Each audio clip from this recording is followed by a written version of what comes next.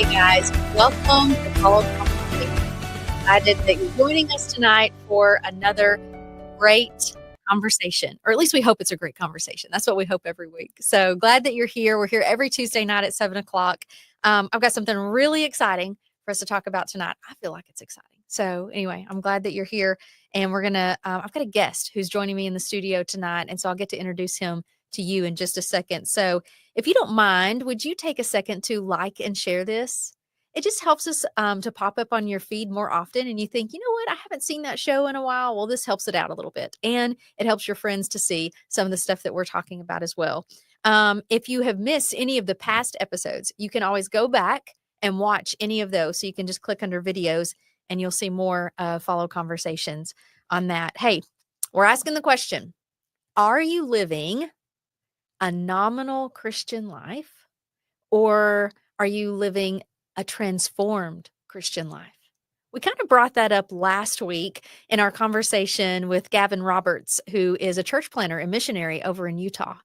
And he brought that up. He was saying, listen, we're surrendered. We're all in. There is no comfortable Christianity.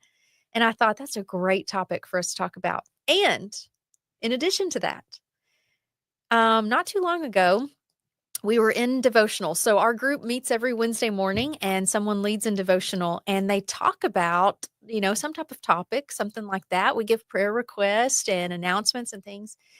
And my friend led on this topic specifically. And I thought it was so good and it was challenging to me. And I thought I need for us to share that on Follow Conversations. I know there's someone who's watching, who's connecting, who needs to know about this. And so I asked my friend to come into the studio and help me talk about those things tonight for you. So I'm excited to share that with him. Just as a reminder, Follow Conversations. It's your community. This is where you get to ask questions.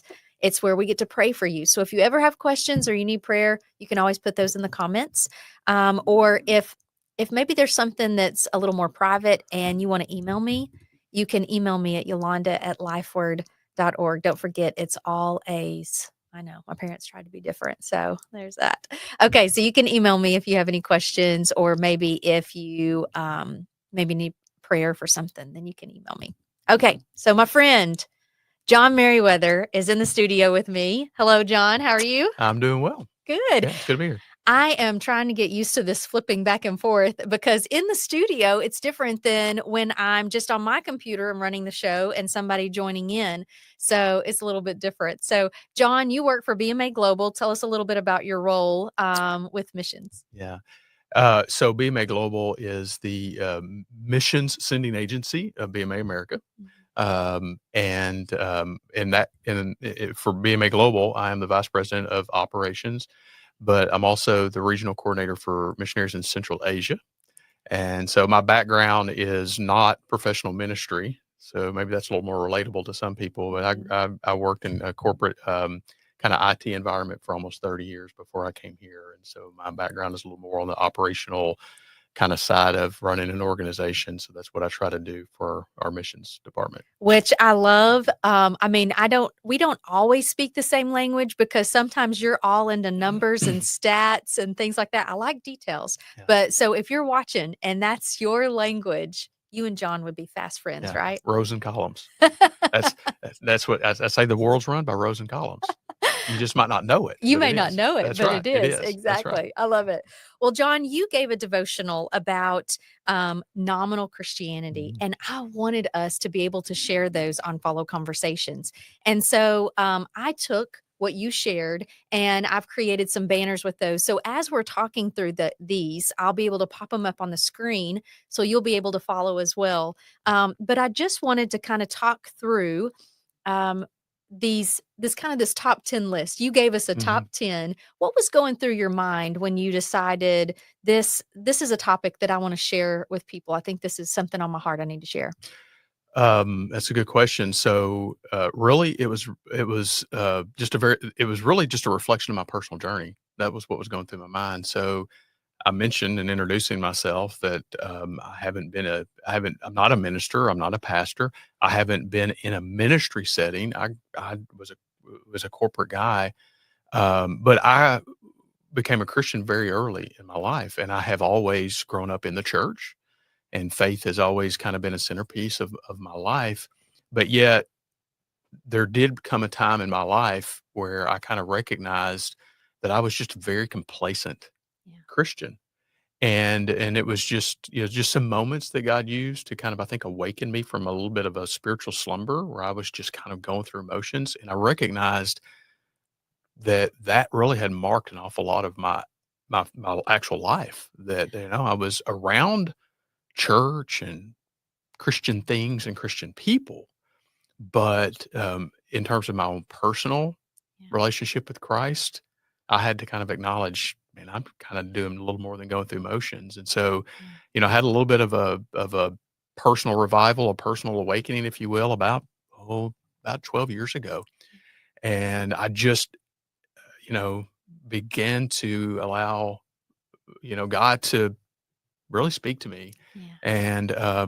And that's just totally changed my life. And so when he started putting me in opportunities where I was able to share, I knew the best thing that I can share is my own story. I think that's the best thing anybody can share is what Yeah. God is doing in them or what God has done for them. I mean, your testimony is your best story, and It's the one we know the it's the best. one we know the best, and it's the most real and most true thing that we can share. And so this has always been my testimony, and I've shared my testimony a lot. Um, but this was just kind of a way of me really reflecting back to say, what did my life look like when I was really just what I would call a complacent or nominal Christian, to use Gavin's term? Yeah. Um, and how do I recognize how that is how that is changing as I've really devoted myself Yeah. to Christ? And so this top 10 list was really just me thinking about my own journey. And it Yeah. was like, I know when I was doing these things, Mhm. right? And I know when I really allowed Christ to start taking hold of me, Yeah. that it really looks a little different. And that's kind of what this top 10 list was. It was just my own personal reflection of my journey. Yeah. Honestly, a lot of times, like you were saying, when we share our story, Mhm. a lot of times it comes across as the best testimony because it's our story. Yeah. And I love that. Sometimes the best conversations that we can have with someone else is by sharing the conversations that we've had with the Lord. Those Some of those little intimate things that the Lord has revealed to us. Um, it might be because they're going to help somebody else. So when you came across with this top 10 list, I thought, okay, I want to share this because there's a few in there, if not more than many. I thought, woo, that is so true. And sometimes it just, here's the deal. Sometimes things step on our toes, right? And so it's like, okay, I hear you. And now what am I going to do about it? So I want you to keep that in mind as we're walking through this. So let's kind of walk through this top 10. Okay. I'm going to pull up the first one on the screen. So you said a superficial Christian wants to be a better person. A transformed Christian wants to be more like Christ. How would you elaborate on that? So, yeah, and so the term superficial Christian, when I did this, you're using the term nominal. I had used the term superficial Christian. Yeah. And so the list was 10 signs you might be settling for superficial Christianity. And so Okay. the first sign I put on here was the superficial Christian wants to be a better person. A transformational Christian wants to be more like Christ. And I heard I read something in a book recently. I wish I could tie it back to the author and I can't, but it basically said, are you living your life more like Christ is following you or Mm. like you're following Christ? Ooh. Right. And I had the same reaction. Ooh, Yeah. that was challenging. I think that it is very easy. And a lot of these are cultural. I Mhm. think I recognize, we're from the South United States, Yeah. right? What often people here called the Bible Belt, right? Sure. Where church is cultural and you Mhm. just are around it all the time. And I think a lot of times we see, we understand there's a morality, right? Obedience is about being moral, right? But there's a verse in Corinthians where Paul said, the first man became a living being, referencing Adam, but the second man, referencing Jesus, became a life-giving spirit. Yeah. And I think oftentimes we see Christianity as just becoming a better person. we're just trying to be better, you know. But really, Christ calls us to just follow Him. Yeah. And so, what is really our aim? Is our aim to just be a better person and for people to see us as just a better person? Yeah. Should we be changed? We should, but really what should be driving that, or what should be driving that is, are we following Christ? Yeah. And so when I stand in front of Jesus, I want to say that I just simply want to be more like Him. Yeah. Absolutely. Yeah. I think about that too. If we're saying we want to be a better person, it kind of becomes a self-focused thing instead of being focused on Christ. Right. So I love that. Okay, let's look at number 2. You said we would rather be, and I may have gotten this order wrong. I just had a snapshot. I loved it so much. I took my phone and I had to get a little snapshot because I joined by video. Yeah. And I was like, I got to get so I may have the order wrong, but we would rather be the Bible someone reads than share the story of the Bible that someone needs to hear. Yeah, that one's a little wordy. Yeah. So, you're always trying to think of pithy statements to kind of frame up your idea, Sure, something that maybe yeah. is catchy that somebody would remember. So what am I trying to say here? We would rather be the Bible someone reads.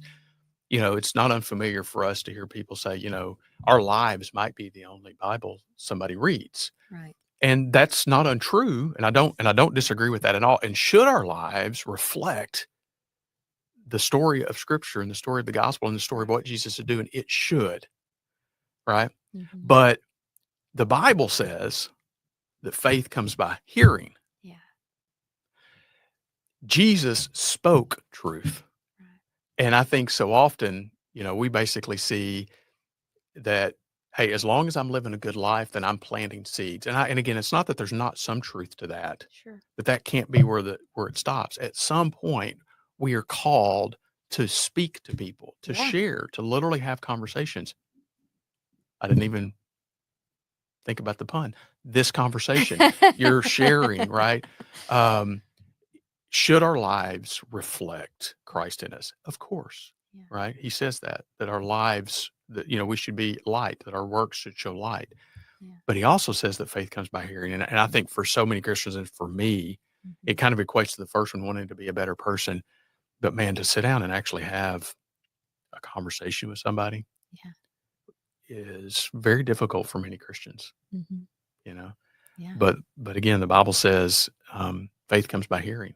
And so at some point, it's not good enough, I believe, Yeah. to just say, I'm going to live a good life. I'm going to be moral. That's my light. And I'm just going to trust people are going to learn the gospel because I'm just living really, really good. Yeah. Um, That's true. Hopefully our lives create opportunities for conversation. Yes. When somebody can say, okay, you're different than other people, or you respond. I mean, what caused you to respond that way?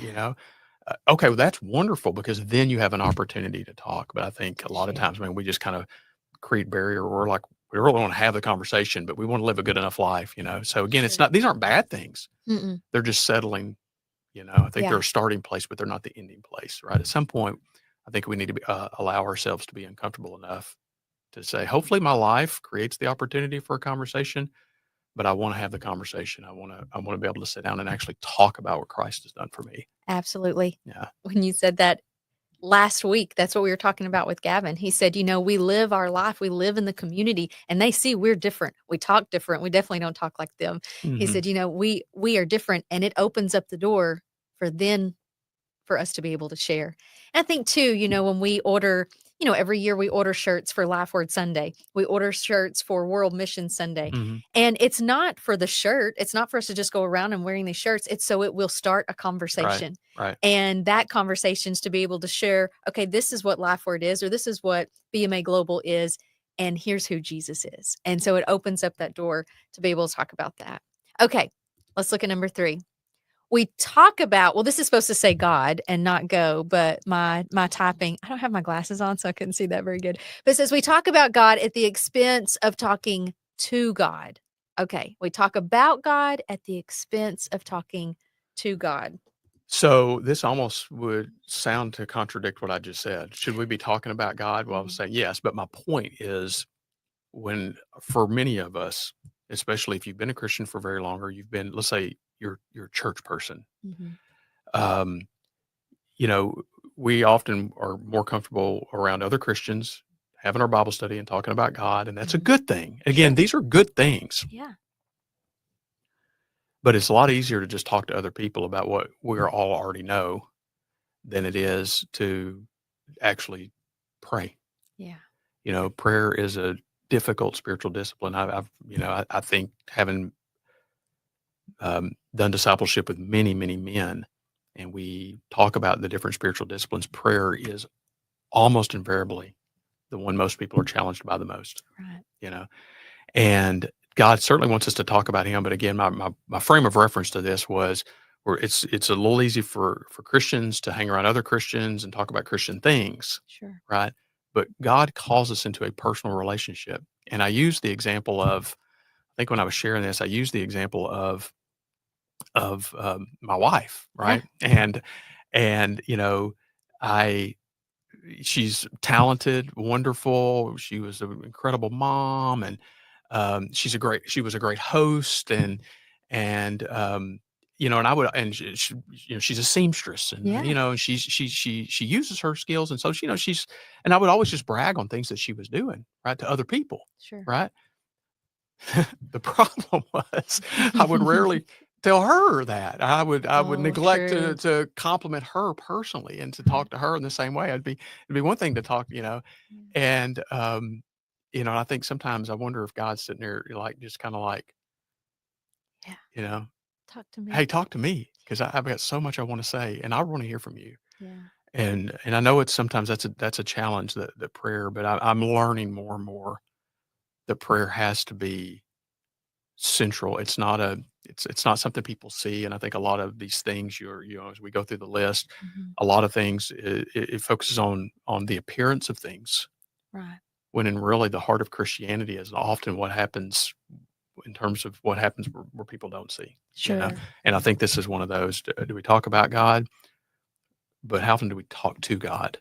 Yeah. And God has let it be known to us. His great desire is to have communion with us, and prayer is that avenue for him Right. to do that. And I just think it's a very challenging thing for many Christians. Absolutely. Yeah. 100%. I can Yeah. understand that.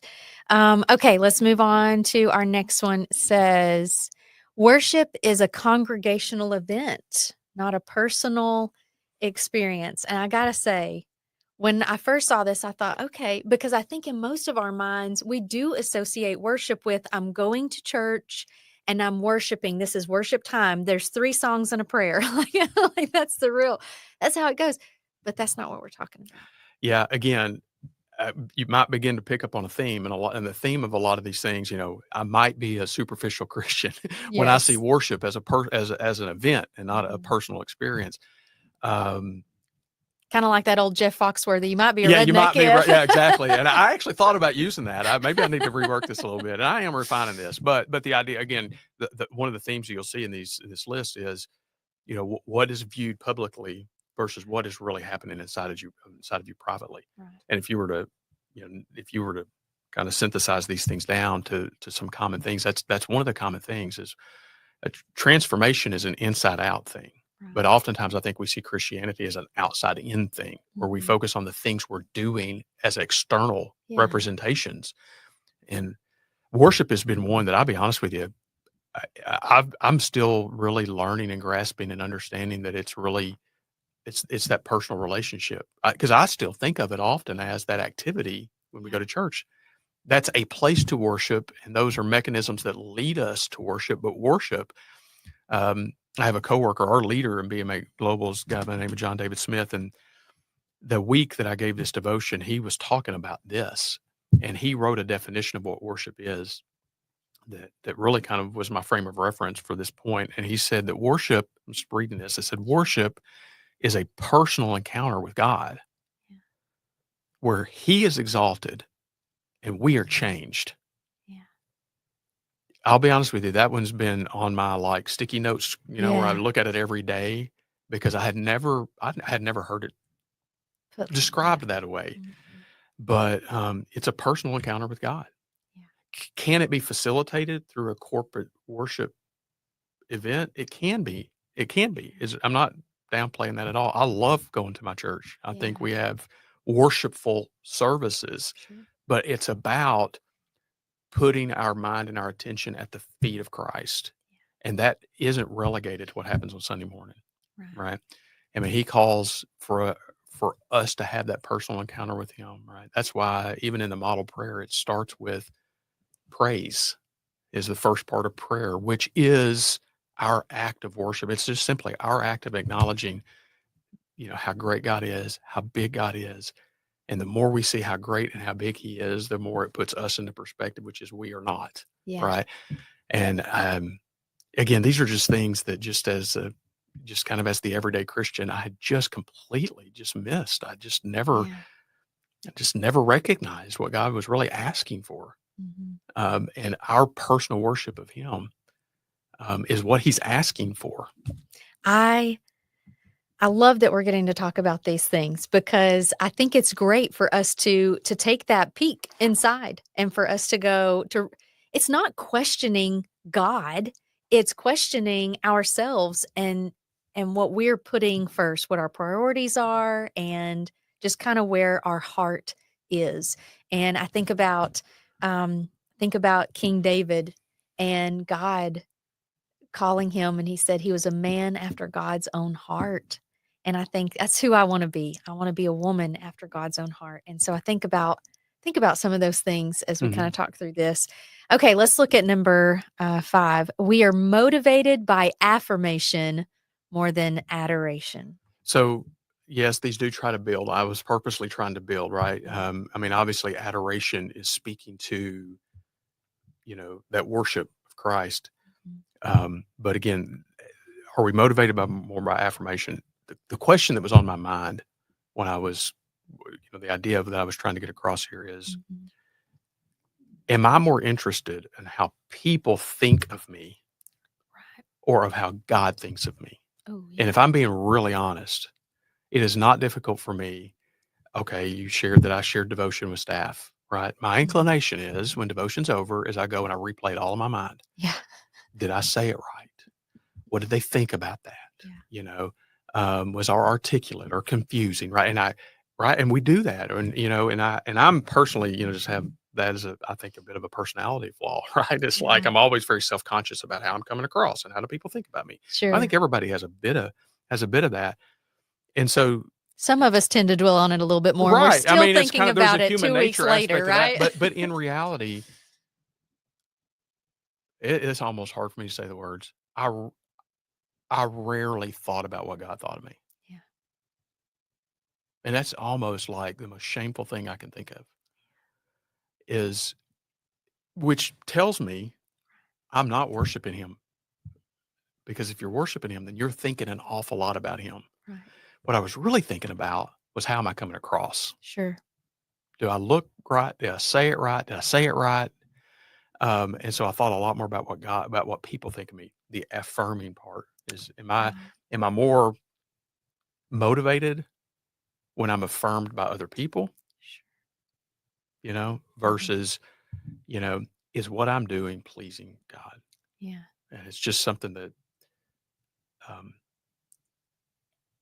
I have to just ask myself that all the time Yeah. because I get pretty motivated by affirmation. If I'm being really honest, I and it's honestly, I not. think we all do. And again, I say this with every point. It's not that anything's wrong with any of these things. There's Right. nothing wrong with that. I mean, I want to be an affirming person. Yeah.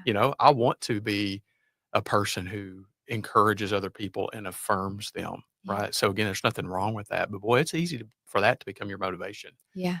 and at the neglect of really being conscientious about a heart that's connected to Christ and what does Christ think of me? I just want to make sure Mhm. He's happy Yeah. with me.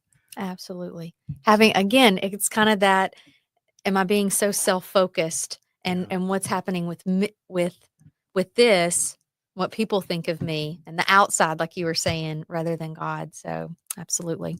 Here's our next one. We are oriented toward activity over by now this is one I was just gonna leave out, just by the way, because I thought, "I don't need to hear this. This is one that stepped on my toes." But we're oriented toward activity over abiding, the doing over being. Yeah. Yeesh. Yeah. So this one's really hard. My story. I've mentioned it multiple times without going into detail, but these are just comments from my story. Being a corporate guy, being an operations guy, an analytics guy, I mean, to me, everything is about measurement. Everything is about measurement. Yeah. What gets measured gets done. I mean, that's been my mantra. Mhm. It's my mantra here. People get tired of hearing about it. What gets measured gets done. Yeah. It speaks to our, particularly our U.S., United States based culture, where I Sure. think we are very performance driven. We are. And so it is very easy for our culture to bleed into our faith, Mhm. and that which we, find appropriate, in one setting, like a work setting where it's all about performance. So it's all about Mhm. accomplishments, which is defined by what I do, Right. then that to become the very definition of how I measure success as a Christian. Mhm. And to me, this one is John 15. John 15 is what I go to all the time, where Jesus says, I am the true vine and you are the branch. And then in verse 5 of that chapter, he says, and apart from me, you can do nothing. Right. And 11 times in that I am statement, I am the vine statement that we talk about in John chapter 15, if you go read those first 10 or 11 verses, Mhm. Jesus says, abide in me or remain in me. I think it's like 11 times, Wow. right? And we are simply a culture of people that define ourselves by what we do. Right.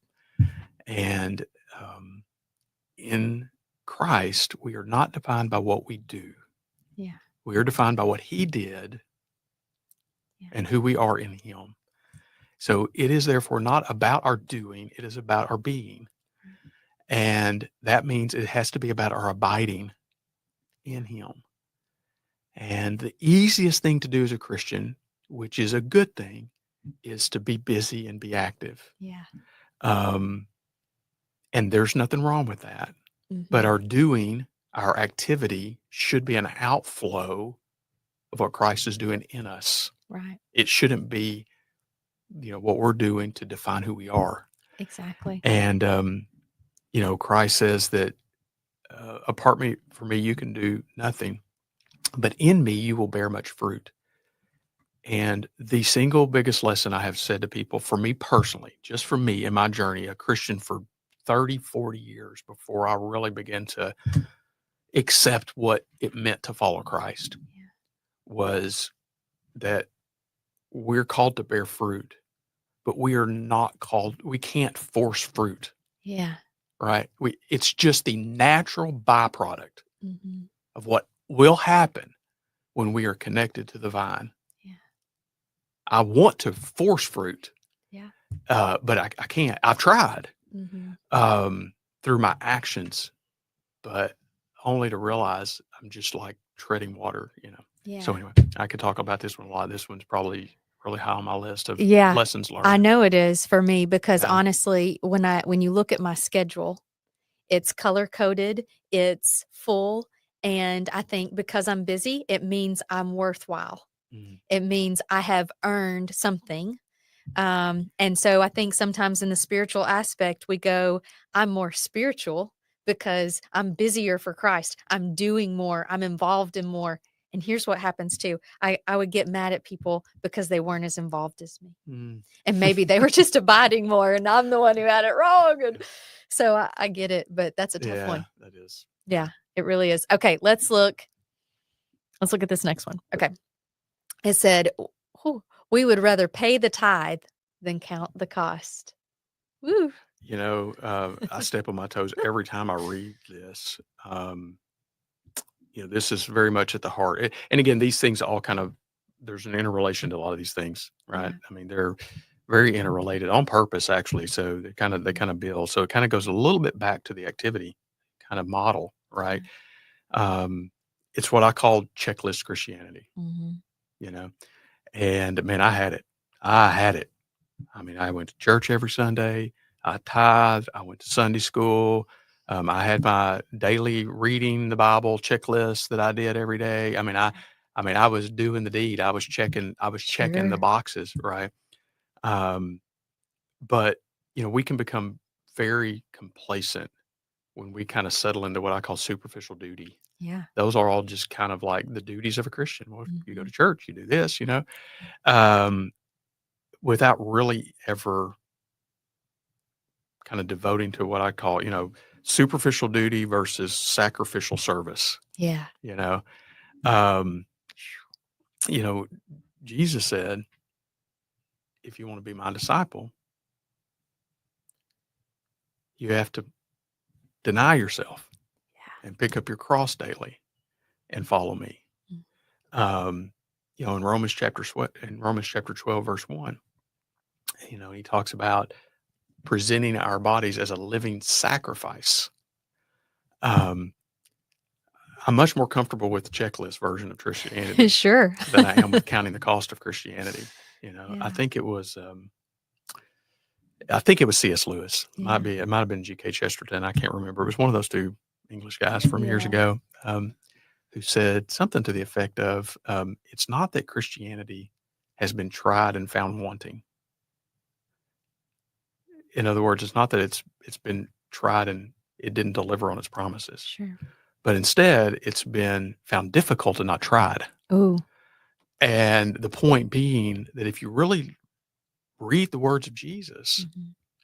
right, it's about complete surrender. It's Yeah. about counting the cost is like, it's not that 10% of your money is his, all of your money is his, Right. right? The 10% is a worship experience. Sure. And everything that I have is his. I mean, not Sunday morning isn't his, 24/7 is his, Yeah. and that's kind of what I mean. It's really just the simplicity of complete surrender.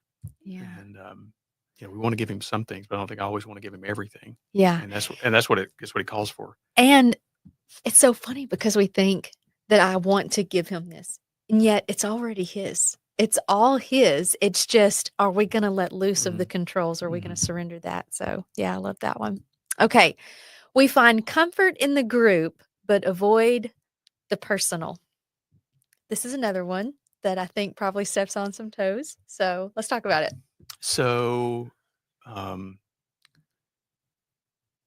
this was, I think, something I learned as a byproduct. Mhm. Um, Transformation in my life occurred for two main reasons. When I really began to learn the lesson of what it means to abide in Christ, and we can Mhm. talk more about that. And then I really began to connect with a small group of very impactful people Yeah. that began to pour into my life in true discipleship. Mhm. Now, I always went to church. So you've got the congregation. Jesus Sure. preached to the 5,000, right? And so there's a place for that. And I need that. And we all need that. Mhm. And I was pretty faithful to like a Sunday school class, that next level group of people. And Jesus had his disciples. He had the 12, but he actually had others that followed him as Sure. well, more than just the 12, like that smaller group beyond the big crowd. So you had the Mhm. crowd, and then he had, the followers, but then he had three guys, Yeah. James and John and Peter, that he would take away. And those guys became the ultimate leaders of the church. I mean, he got down to two or three people. Right. Most of us, especially guys, and that's where I do most of my discipleship is with men, Sure. and men in particular. So difficult for us to want to connect at that type of intimate level with somebody, Yeah. even with Jesus, but then with other like-minded men. And I always say that iron sharpening iron conversations is very difficult in group settings. Yeah. And a lot of guys don't even want to have them because in that small group of two or three or one or two or Yeah. three or four, where you're expected to be more vulnerable and you're expected to be a little bit more transparent, right? And then it's a little bit easier to have really, really hard, honest, deep conversations. Yeah. W- One, it's difficult as a man to Mhm. allow yourself to go there. But two, that to me is where I experience transformation. Yeah. And like you said, it's hard, especially for a Yeah. man. Those are conversations that, my husband and I have had together. That's hard to be, the word you said was vulnerable. It's just hard Mhm. in that. And women, I think sometimes we do like the group because we think somebody else will answer for me. I don't have to always know all the answers, or maybe they won't choose me to do something, but all of a sudden when it becomes that intimate setting like you were talking about, then I might become more a part of it. Now it is about me, but that's the whole point. It really is. Mhm. So that's good. Okay. Here's another one. We're counting them down. Number 9, we consume but rarely produce. What do you mean by that, John? That's another. My wife always gets on to me for using what she calls corporate phrases. I don't know. That's kind of a corporate phrase, I guess. I don't know, but the idea, but it's very biblical. Yeah. Um, being a consumer, and again, culture, like we're consumers, right? In fact, I was reading a book on raising kids, right? And one of the major cultural transformations over the last 200 years is kids learn to consume before they learn to produce, right? And that's kind of creates some societal challenges, right? Because we're all about consumers, what we get. In other words, consumer is focused on what do they get, right? Someone who produces or creates is, understands the need to contribute. Yeah. Maybe that would be a better word. It's a contributor versus just a consumer. Sure. But the Bible tells us in Hebrews and in 1 Corinthians chapter 15, there's both references to this idea that we by now you ought to be able to teach, but instead you're still being fed. Right. Right. A lot of times in discipleship, like in my own personal Sunday school class, we named our class the Disciples class on purpose. And I reference it every quarter. We go back to who we are, and I use what's called the 3-chair illustration. I don't know if you're familiar with that. You probably are, right? Absolutely. And so, the idea is that, you're always sitting in the middle chair, but you can imagine that you're in a middle chair and there's a chair on the other side of you. And the representation there is that you always need somebody pouring into you. Right. But then you need somebody that you're pouring into. Yeah. Right. So we're never not growing. In other words, we're never not growing. We're always growing. But then there's a point where we need to be helping somebody else along the journey. Yeah. And that's the idea of contributing or producing. What was the idea is, man, we're much more comfortable in consume mode. I'm going to go to church. I'm going to be fed. Sure. Then I'm going to live as clean a moral life as I can throughout the week. Hope somebody picks up on something, right? But in general, I'm consuming, and I had 1,000 excuses. I'm not a teacher. I don't know how to answer the question that I'm going to get asked, and I'm not even, so whatever. There's any number of avenues to contribute. Sure. It's not just one thing. Sure. Whether that's just a one-on-one conversation, whether that's being a part of a discipleship group, or that's a Sunday school class, or there's any number of ways, right? But people are much more comfortable with consuming than they are contributing. But we need more people to be contributors. Absolutely. We talked about the sit, soak, and sour because a sponge, it takes it all in. It's like, yes, I'm going to absorb all of this, and that's good. That's part of the purpose, but it doesn't complete the whole purpose of that sponge. And so instead, you got to use it, and you've got to squeeze out the water that's within it. So it's brought it in. Now you got to pour it out, and it's got to be able to be used. And that's what we have to be as Christians, or we're going to sit, soak, and sour. Well, and that's actually good. I'm going to have to use that one. Hey, there you go. What is it again? It's sit, soak, and sour. Sit, soak, and sour. It's popular with our ladies. Okay, I will. I will remember that. I will remember that. But but to your point, there is we always need to be fed. I mean, I think sometimes we always rely upon somebody else, and I do think they're a part of this. If you were to read through these and really think about the points I was trying to make, a part of that is that we don't, it's that personal feeding ourselves. That's right. Kind of a part of what we need to be able to do too, is study. And I've had that conversation, but because there is an element that you can't give what you don't have. You've heard that, right? I mean, yes. we can't share with somebody else what's not been taught inside of us, so we do need to be constantly filled. We need the water. That's a good, I like that. That's a good analogy, but we can't give what we don't have. That's right. So we need to get it, but we get it so that we can then give it. Absolutely. To somebody else. So. And that's what we've been talking a lot about on Follow Conversations, because we've been saying, what happens next? Now we have become a disciple of Christ, and how do we move from being a disciple to a disciple maker? So that's kind of been a big focus of what we've been talking about the first part of this year. So I'm glad that you brought that up because yeah, we've got to produce. We got to be able to pour out. Okay, let's talk about here's our last one, number 10. We walk by sight, not by faith. I don't know. That's probably self-explanatory, but we'll add some stuff to it. Yeah. I hope some of these are kind of self-evident when you Yeah. read them. Some of them probably deserve more explanation, but they all deserve thought, I think. Yeah, they do. Yeah, I mean, I think this one does just to a degree, but I think that, the word that I think a lot of us use, I think you recently shared a devotion and you used the same word. But man, we all have a comfort zone, Yeah. and that's kind of where we want to operate. And I look back, over that journey again, I felt like God was really kind of finally penetrating and Yeah. getting me to kind of like open my eyes. And I look back and I'm like, I served in the church. I volunteered at times, but it was always just in those very comfortable areas, Yeah. right? Where I wasn't really ever vulnerable or exposed or taking any real risk or had any real fear. I might have been nervous about it, but not fearful, not like, I don't know what might happen here kind of a thing. Um, and that's because we live in our comfort zone. We do. And,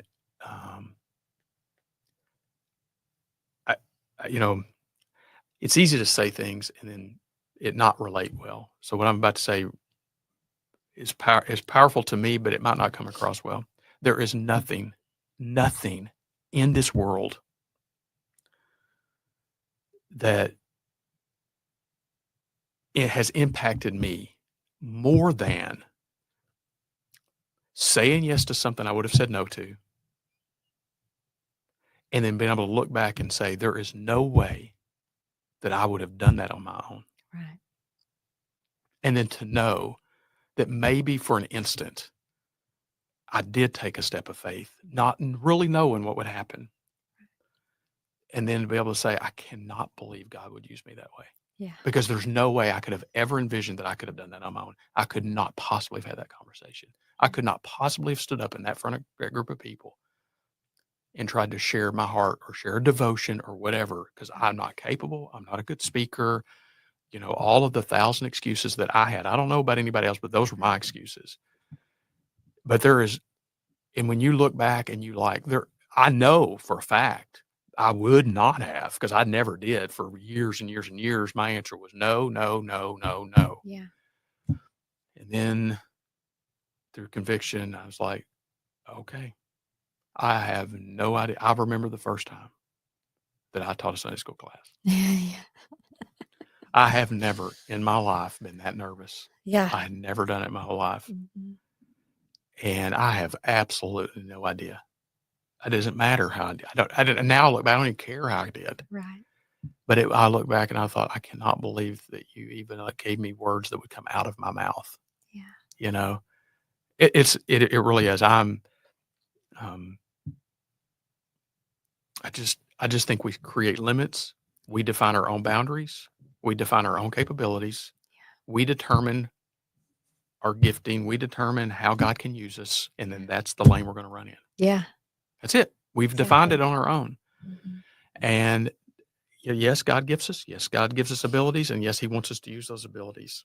But I believe that ultimately a faith journey will expose you to ways God can use you that you would never envision. But it takes faith. Absolutely.